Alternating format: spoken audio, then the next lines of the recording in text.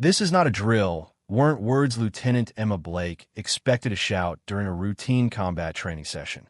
But when the simulated enemy fire became real muzzle flashes from the Trilene, and her radio crackled with live fire protocol, hostiles confirmed she had 30 seconds to transform 20 green recruits from students into soldiers. Emma had been running training exercises at Camp Meridian for 18 months, long enough to know the difference between controlled chaos and actual emergency. At 28, she'd earned her position as head training instructor through 2 combat deployments and an uncanny ability to prepare soldiers for the realities of warfare without breaking their spirits. Her exercises were legendary among the recruits, challenging enough to push limits, realistic enough to matter, but always safe. This morning it started like any other. 20 fresh recruits, barely 3 weeks into basic training, gathered in the mock urban warfare facility known as Tango Town, a collection of concrete buildings designed to simulate Middle Eastern combat environments. Emma had planned a straightforward exercise: room clearing, communication under pressure, and coordinated movement through hostile territory. Standard stuff, using blank ammunition and miles gear that would register hits without actual harm. The recruits looked nervous but eager as she briefed them at 0800 hours. Most were 18 or 19, their faces still soft with civilian life, but their eyes holding the intensity that came with choosing military service. Emma remembered being their age, remembered the mix of excitement and terror that accompanied those first real training exercises. "Today we're going to learn what it feels like when everything goes wrong," she told them, adjusting her tactical vest and checking her radio equipment. "You'll be moving through an urban environment with limited visibility, multiple threats, and communication challenges. Your job is to work as a team, follow your training, and complete the objective." The objective was simple: advance through Tango Town, clear 4 buildings, and secure a mock intelligence package hidden in the final structure. Opposition Force, OPFOR, will be played by experienced NCOs firing blanks and using tactical simulators to create realistic but safe combat conditions. Emma positioned herself at the command post overlooking the training area, radio in hand, watching her 20 recruits stack up at the entry point. Their movements were stiff, mechanical, textbook perfect, but lacking the fluid confidence that came with experience. She'd fix that today. Real combat was messy, unpredictable, and unforgiving. Her job was to teach them to function when nothing went according to plan. "Bravo team, you are cleared hot," she announced in her radio. "Begin your approach to building Alpha. OPFOR is in position and waiting." The recruits moved out in formation, their blank-loaded M4s held at ready positions, communication crackling between team leaders as they advanced toward the first objective. Emma watched through binoculars, noting mistakes, planning the debrief that would follow. Recruit Davidson was moving too far ahead of his fire team. Recruit Chin wasn't maintaining proper spacing. Standard errors that would be corrected through repetition and guidance. The first building clearing went smoothly. The shot came from the wrong direction. Emma's head snapped toward the Trilene east of the training area, a sector that should have been empty except for safety observers. The sound was different too, sharper, carrying the distinctive crack of live ammunition rather than the duller pop of blanks. Her radio immediately exploded with confused chatter from the OPFOR team. Control, that wasn't us. We're not firing from that position." Emma's training kicked in before conscious thought could process what was happening. She keyed her radio with steady professionalism, even as adrenaline flooded her system. All stations, cease fire immediately. Safety protocol in effect. But the firing from the Trilene didn't stop. If anything, it intensified. Another shot, then another, and Emma watched in horror as concrete chunks exploded from the wall inches above recruit Martinez's head. Real concrete. Real bullets. This wasn't simulation anymore. Her radio crackled with an encrypted command frequency she rarely heard during training exercises. Live fire protocol.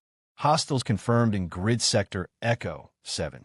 All training personnel implement emergency procedures immediately. Live fire protocol. Emma had learned about it in instructor school, but had never imagined she'd hear it activated. It meant hostile forces, real enemy combatants, had infiltrated the training area with lethal intent. It meant her carefully controlled exercise had become an actual combat situation. She had 30 seconds to save 20 lives. Bravo team, bravo team. Emma's voice cut through the radio static with absolute authority. The recruit's response was a mixture of confusion and instinctive reaction. Some dove for cover behind concrete barriers. Others froze in place, paralyzed by the gap between training and reality. Emma could see the moment of terrifying clarity hitting each young face. This was no longer practice. Team leaders, sound off. Emma commanded, already moving from her observation post toward the training area. I need accountability for all personnel. Alpha team, for personnel, all secure behind Building 2, came the first response. Charlie team, 5 personnel, taking cover east wall of Building 3. Bravo team, the transmission cut off abruptly. Emma's blood ran cold. Bravo team had been closest to the tree line when the real firing began. She sprinted toward their last known position, her own sidearm drawn, all thoughts of safety protocols abandoned in favor of immediate tactical response. The shooting from the tree line had a professional quality that made Emma's stomach turn. These weren't random attackers or confused civilians who had wandered into a restricted training area. The suppressive fire was controlled, coordinated, designed to pin down her recruits, while unknown hostiles maneuvered for better positions. She reached the concrete barrier where 3 members of Bravo team had taken shelter, their faces pale but determined. Recruit Johnson, barely 19 years old, looked up at her with wide eyes that held more trust than fear. Ma'am, what do we do? Multiple positions with limited ammunition and no real combat experience. Standard procedure would be to call for backup and wait for experienced tactical teams to resolve the situation. But standard procedure assumed time they might not have. Her radio crackled again. Control, be advised, we have movement in grid sector Delta 9. Multiple hostiles attempting to flank training positions from the south. Emma's jaw tightened. Flanking movement meant this wasn't a simple infiltration or misunderstanding. Someone had planned a coordinated attack on the training facility, timing it to catch recruits and instructors in a vulnerable position. All teams, she transmitted, her voice carrying the calm authority that had kept soldiers alive in Afghanistan and Iraq. We have hostile forces attempting tactical encirclement. This is now a defensive action. Team leaders, establish fields of fire and prepare for coordinated response. She turned to the 3 recruits huddled behind the concrete barrier. Their training was minimal, their experience non-existent, but they were United States soldiers, and Emma was going to make sure they acted like it. Johnson, Chun, Williams, she said, her voice steady and clear. You've trained for this moment every day for the past 3 weeks. The only difference between this and every exercise you've completed is that today the consequences are real. Trust your training, follow my commands, and we're all going home. Emma had already anticipated the problem. She reached into her tactical vest and produced 3 magazines of live rounds, part of her instructor emergency kit. Switch to live ammunition. Make every shot count, and remember your fundamentals. The sound of gunfire intensified from multiple directions.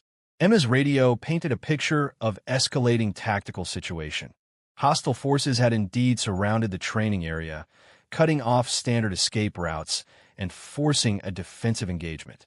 But as she watched her 20 recruits adapting to real combat with determination that would have made seasoned veterans proud, Emma felt something shift in her chest. These weren't just students anymore.